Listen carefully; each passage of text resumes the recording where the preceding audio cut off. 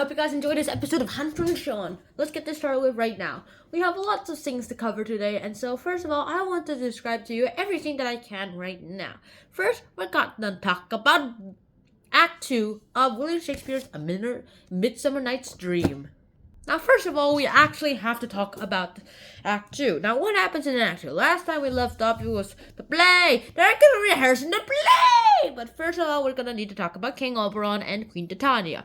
Now, King Oberon and Queen Titania are arguing, basically, about what they need to do. Like, what they're gonna do of the latest baby kidnapping victim. And so that happens, and it turns out it's this Indian boy.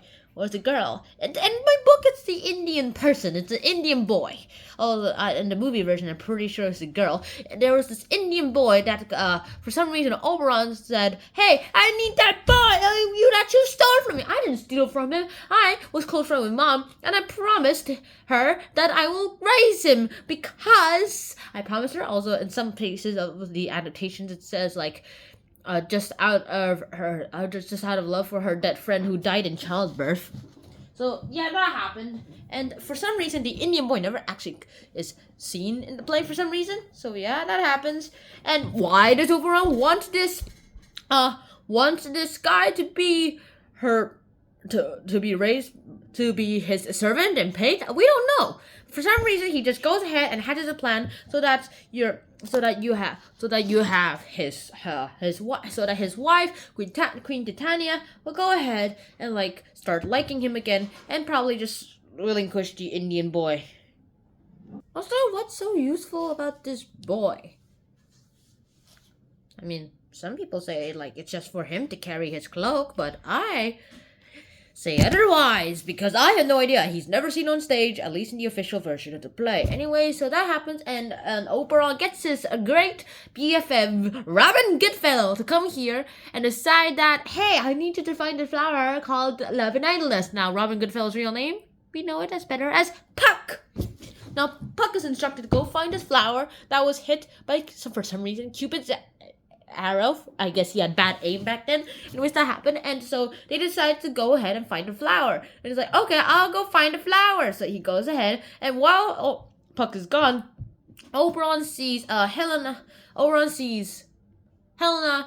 and Demetrius going here and like bickering to each other because Helena likes Demetrius, but Demetrius like, oh, you make me barf. Yeah, that sort of thing. And so that happens. Puck comes back really quickly and like, found it. And then, quote, Oberon said, quote, go find the Athenian youth and put some of the juice in his eyes so that he falls in love with the like beautiful woman that he's seen. And then, unbeknownst to Oberon, there are actually 2 Athenian youths and 2 good ladies. Somehow he manages to get the right lady, but he manages to get the wrong guy, and Puck just goes ahead and does that. And then Lysander wakes up. Lysander wakes up to Helena just trying to wake him up just to see if he's dead or just asleep because he has love juice in his eyes. He's like, I love you, Helena, and everything, and forgets completely about Hermia. Like, who's Hermia? And that thing happens, and later we end up with this. Wow, you guys are messed up. And Hermia wakes up and says, I dreamt that a snake ate my heart.